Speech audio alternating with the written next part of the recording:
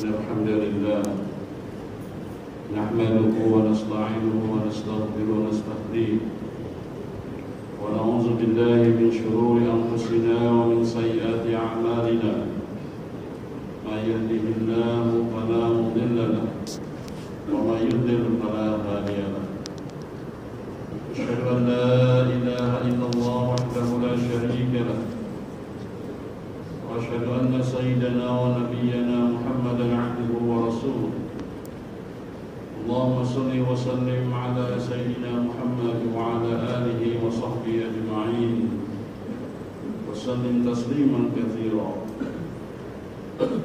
أما بعد فيا عباد الله اتقوا الله حق تقاته ولا تموتن إلا وأنتم مسلمون قال الله تعالى في كتابه الكريم وهو أصدق القائلين أعوذ بالله من الشيطان الرجيم بسم الله الرحمن الرحيم سبحان الذي أسرى بعبده ليلا من المسجد الحرام إلى المسجد الأقصى الذي باركنا حوله لنريه من آياتنا إنه هو السميع البصير صدق الله العظيم. Ma'asyiral muslimin wa saudara mukminin Jumat rahimahullah. Dalam kesempatan yang penuh berkah ini, di hari yang penuh berkah, khatib yang dhaif mengajak kepada kita semua marilah senantiasa kita berusaha meningkatkan kualitas iman dan takwa kita kepada Allah Subhanahu wa taala dalam arti yang sebenarnya, yakni menjalankan dua sisi secara sekaligus dalam hidup kita, menjalankan perintah Allah dan menjauhi segala yang dilarangnya dengan penuh kesadaran. Salawat dan salam semoga Allah curahkan ke hari Nabi kita Nabi Muhammad sallallahu alaihi wasallam, para keluarga beliau dan sahabat-sahabatnya yang mulia-mulia, serta umatnya yang istiqamah mengikuti ajaran dan sunnahnya hingga yaumil qiyamah. Sidang Jumat rahimahumullah, tak terasa kita sudah masuk ke dalam bulan Rajab yang merupakan satu di antara 4 bulan-bulan haram yang difirmankan oleh Allah Subhanahu wa taala, inna iddatash shuhuri inda Allah 12 syahran fi kitabillah minha arba'atun hurum. Sesungguhnya jumlah bilangan-bilangan bulan dalam setahun itu di sisi Allah Subhanahu wa taala adalah 12, dan 4 di antaranya adalah bulan haram. Bulan apa saja? 3 bulan berturut-turut dan 1 bulan tersendiri. 3 bulan berturut-turut itu adalah bulan Zulqa'dah, bulan Zulhijjah, dan bulan Muharram. Sedangkan bulan yang sendirian itu adalah bulan Rajab yang saat ini kita jalani. Sehingga bulan Rajab merupakan bulan yang begitu suci karena Allah Subhanahu wa taala menjadikannya sebagai arba'atul hurum. Dan oleh karena itu anjuran untuk melaksanakan amal-amal saleh adalah sesuatu yang terbaik dan baik dilaksanakan. Dalam Rajab ini ada satu peristiwa yang sangat fenomenal yang mungkin sampai sekarang menjadi pertanyaan bagi sebagian kalangan. Karena dalam peristiwa itu telah dikatakan oleh orang-orang yang berpikir selintas bahwa peristiwa itu tidak masuk akal. Peristiwa itu adalah peristiwa Isra dan Mi'raj. Bagaimana tidak? Karena perjalanan dari Masjidil Haram di Mekah ke Masjidil Aqsa di Palestina hanya dilaksanakan kurang dari 1 malam. Sementara hingga saat ini pun tanpa pesawat, perjalanan dari tempat Masjidil Haram ke Masjidil Aqsa tersebut memakan waktu sekitar 9 hari, atau dengan pesawat mungkin sekitar 3 jam, 4 jam atau 2 jam. Itu pun baru 1 kali perjalanan. 2 kali perjalanan bisa memakan waktu bisa 4 atau 6 jam. Tapi pada masa itu memang tidak ada teknologi, karena itu tidak ada satu orang pun yang bisa menerima dengan akalnya kecuali hanya orang-orang yang beriman kepada Allah Subhanahu wa Ta'ala. Sebagaimana Abu Bakar As-Siddiq ketika menjadi objek dakwahnya orang-orang jahiliyah, pasti Abu Bakar tidak akan percaya dengan peristiwa tidak masuk akal ini. Tapi ternyata Abu Bakar ketika ditanya tentang hal itu oleh orang Quraisy, beliau berkata, kalau yang mengatakan ini adalah Muhammad Sallallahu Alaihi Wasallam, peristiwa yang lebih aneh dari ini pun aku percaya. Begitulah keimanan Abu Bakar As-Siddiq. Karena Rasulullah Sallallahu Alaihi Wasallam menyatakan bahwasanya kalau ditimbang imannya semua penduduk ahli Madinah dengan imannya Abu Bakar, maka iman Abu Bakar lebih tinggi daripada imannya seluruh penduduk Madinah. Sekarang kita bahas, apakah betul peristiwa Isra dan Mi'raj itu tidak masuk akal? Allah Subhanahu wa Ta'ala memulai firman-Nya dengan kalimat Subhanalladzi asra bi'abdihi lailan minal masjidil haram ila masjidil aqsa. Kalimat pertama saja sudah memberikan jawaban kepada kita semua, yaitu Maha Suci Allah yang telah memperjalankan hamba-Nya.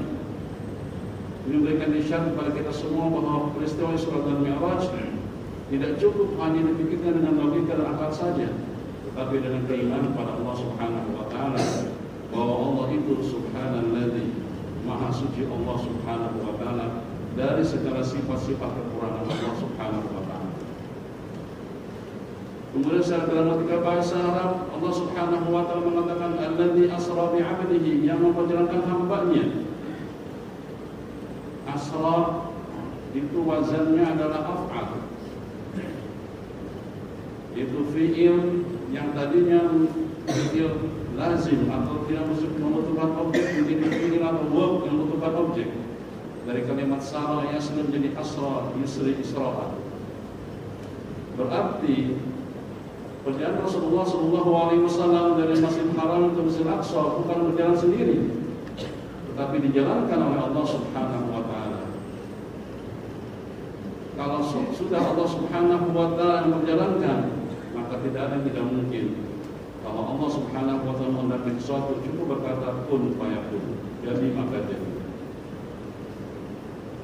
Hari ini saya datang ke bandara.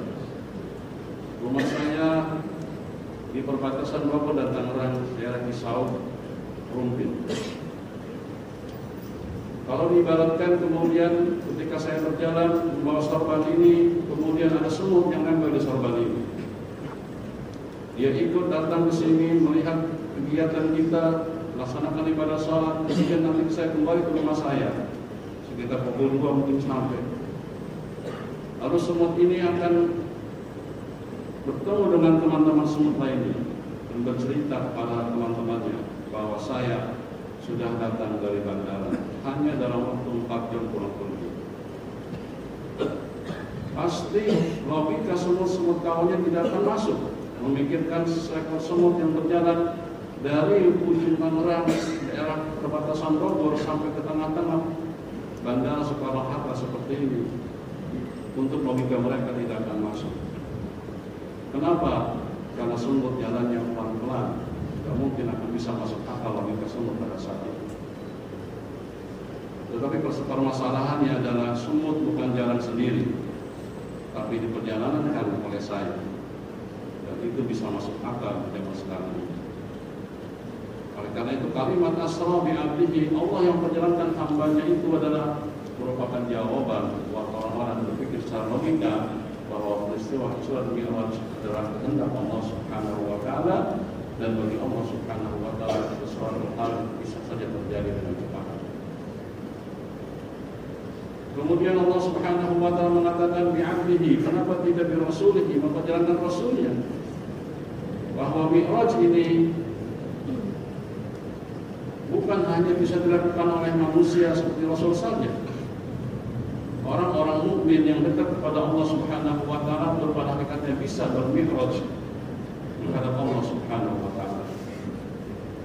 Oleh sebab itu Rasulullah SAW bersabda, as-salatu mi'rajul mu'minin. Salat itu adalah mi'rajnya orang-orang mukmin. Kalau kita ingin mendekat kepada Allah Subhanahu wa taala, salah satu cara adalah kita melaksanakan ibadah salat namanya, dan ini merupakan adalah hadiah anugerah yang terbesar dari peristiwa Isra dan Mi'raj, di mana Rasulullah SAW menerima perintah salat sebanyak 50 waktu. Tapi kemudian atas nasihat nabi-nabi sebelumnya yang ketemu di langit dari sekian tingkatan langit, kemudian akhirnya diperingan menjadi 5 waktu saja. Tapi pahala yang Allah berikan kepada kita tetap sama dengan perintah awal 50 waktu, karena al-hasan bin asyri amsaliyah. 1 kebaikan dibalas dengan 10 kebaikan. 5 waktu dikali 10 sama dengan 50 waktu. Subhanallah. Kemudian Allah Subhanahu wa taala mengatakan, lailan minal masjidil haram ila masjidil aqsa.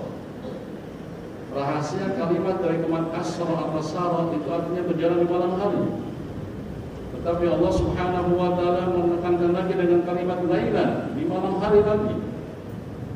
Ini menegaskan kepada kita semua, seorang hamba yang ingin mendekat kepada Allah Subhanahu wa taala, waktu yang tepat untuk mendekat kepada Allah Subhanahu wa taala adalah di malam hari.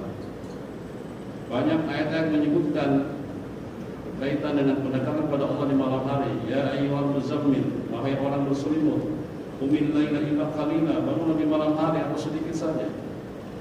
Atau di ayat lain, ya ayyuhal mudaththir, qum fa'anzir, hai orang berselimut, bangunlah dan berilah peringatan kepada manusia.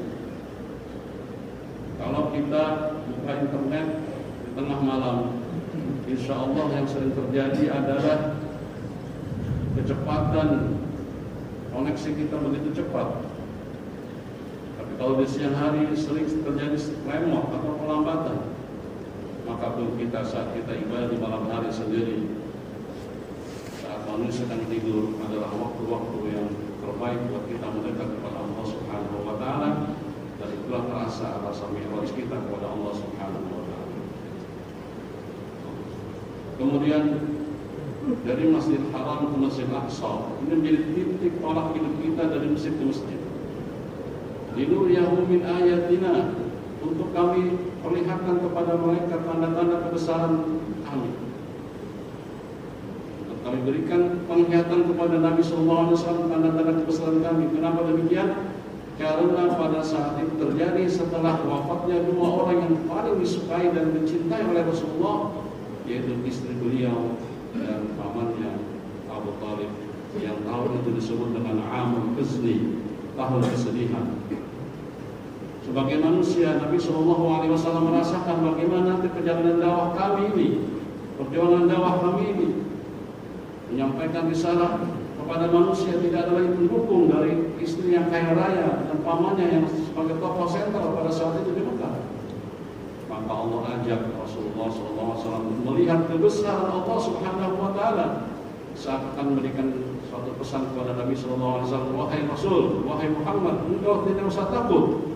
Apapun kondisimu, di belakang ada Allah Subhanahu wa taala yang Maha Kuasa, yang memiliki beberapa kekuasaan yang tidak terhitung di planet sana, di galaksi sana, sampai ke Sidratul Muntaha, menembus batas langit.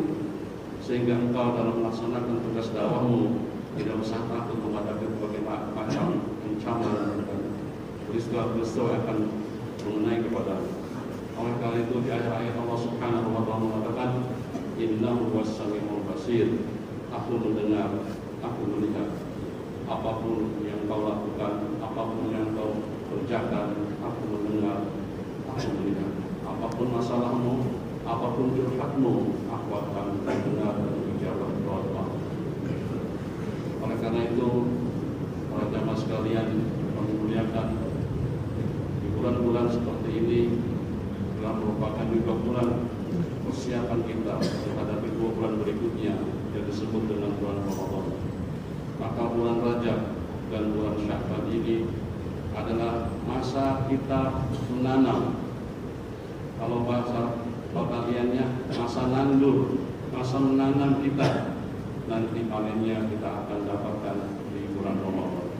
Bagi atlet pada masa-masa ini adalah masa-masa yang disebut dengan warming up, pemanasan, sehingga nanti terbiasa dengan Ramadannya dengan ibadah-ibadah yang baik, dan pada akhirnya kita akan mendapatkan Lailatul Qadar insyaallah. Amin. Barakallahu lakum fi qanazim wa nafa'ana wa iyyakum bima fihi min al-ayati wal hikam. Wa taqabbala minna wa minkum tilawatahu innahu as-sami'ul 'alim. Wa qur rabbi warham wa anta khairur rahimin.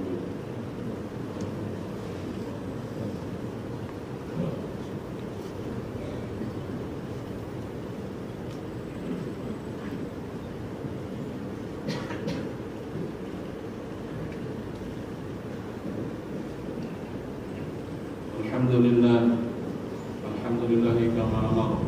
Asyhadu an la ilaha illallah wahdahu la syarika lahu iqaman liman jahada bihi wa kafar. Wa asyhadu anna sayyidana wa nabiyyana Muhammadan abduhu wa rasuluhu sayyidul khalaiqi wal bashar. Allahumma shalli wa sallim ala sayyidina Muhammad wa ala alihi wa sahbihi ajma'in wa sallim tasliman katsiran. Amma ba'du fa ya ibadallah ittaqullaha faqad faza al-muttaqun. Setiap bulan Rajab, bulan Sya'ban kita menemui polemik yang begitu besar. Ada beberapa batasan-batasan yang perhatikan supaya tidak terjadi polemik yang ramai yaitu semua tempat lain. Yang pertama adalah kita hormati bulan Rajab ini sebagai bulan haram dari Allah Subhanahu wa Ta'ala. Karena itu kita muliakan. Karena itu ibadah di bulan ini insya Allah adalah ibadah yang dianjurkan selama itu masih ada dasarnya. Yang kedua adalah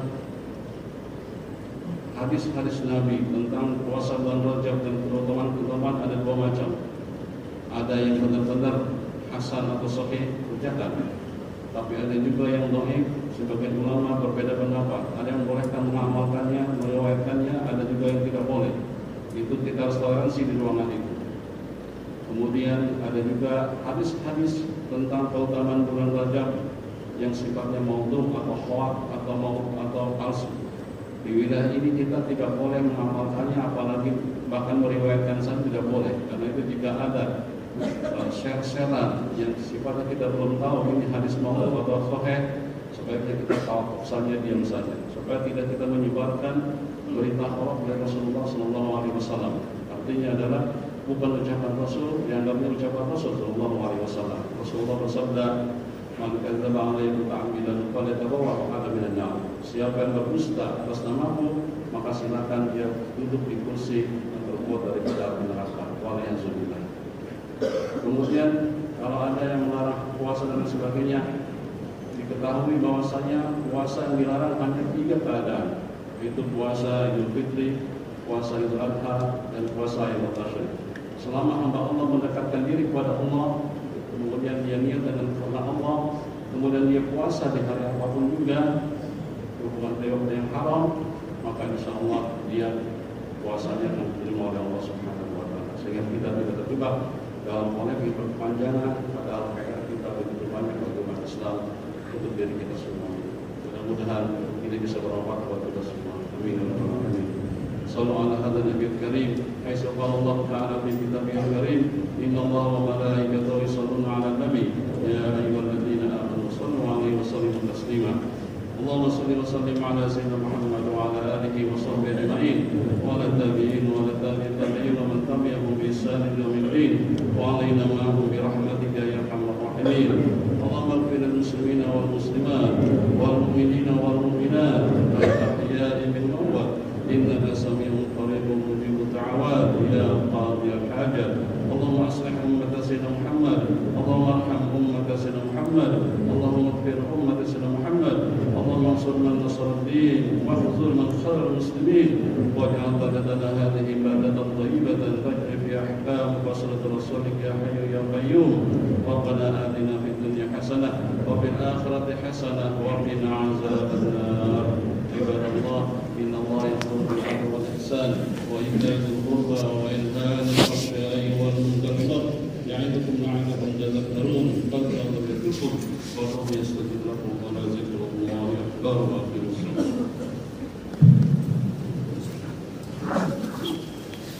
الله أكبر الله أكبر. أشهد أن لا إله إلا الله. أشهد أن